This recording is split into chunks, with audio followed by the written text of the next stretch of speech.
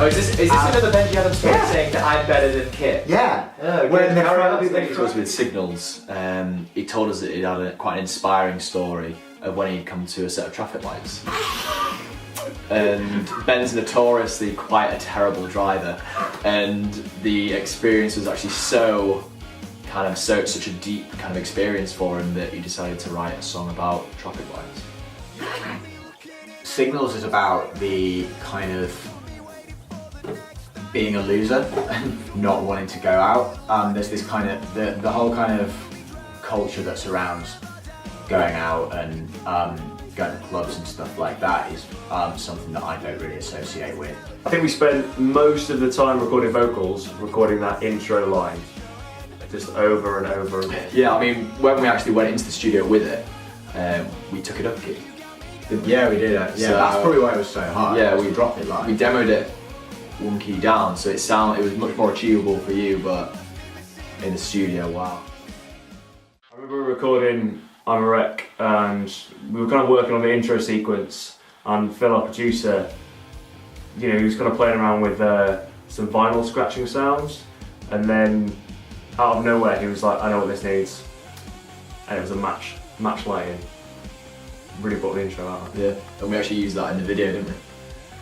I used to have this recurring nightmare that I was in like this haunted house and it had an old lift, and what used to happen was I used to get in the lift, I'd be going down, the doors would open, there'd be a split second, there'd be like complete darkness for about a split second, then all of a sudden there'd be loads of lights flashing and I could just hear screaming, and I kind of associated that with like that was my mind, that was a visual metaphor for what was going on in my head. So the song's kind of about anxiety, depression, being just kind of terrified of being in your own skin. That guitar solo in that song is one of my favourite things I've ever written. It's a cool guitar solo. And I was like, Kit, can you film me recording this guitar solo? I want to put it on Instagram, it looks really cool.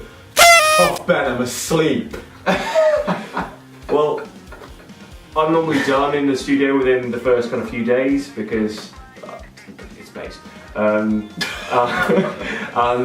then I kind of hibernate for the duration of the session. When we sent all the demos off, it was like the one that we weren't sure about. The demo's quite different to the finished products because it was a lot more live. There weren't many electronics on it. It was very stripped back. It's kind of just simply about not liking yourself. I musically wrote it as a kind of trade-off between everything being kind of soft and quiet and just kind of being really miserable, and then when everything comes in, that's the kind of the lashing out and being angry and getting angry, worked up about stuff. Structurally, and I think instrumentally, it was probably it was the best song for me on the record. When we first kind of heard a demo of it, I was like, that's got to be on. And from the word go, it was just a great track. I think the biggest change as well was probably in the choruses, the production on the vocal, the way the guitars sound, and the drum, and like the drum beat on the rim clicks as well. That was like a new addition, which was really cool.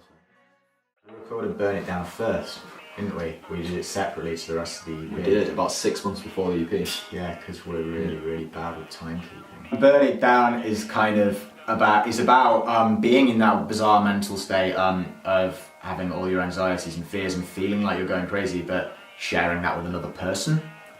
So you've got two people who are kind of both really messed up, and they're kind of bouncing it off each other, probably in a really negative, self-destructive way, but at the same time they kind of find solace in that. The guys working in a new studio with a new producer, kind of crafting this slightly evolved sound, and I think it was a good sort of building block to move forward. I mean, we did revisit it when we got back in the studio. We kind of did some changes to it, but I think it was the first step towards this record as a whole. Yeah, for sure.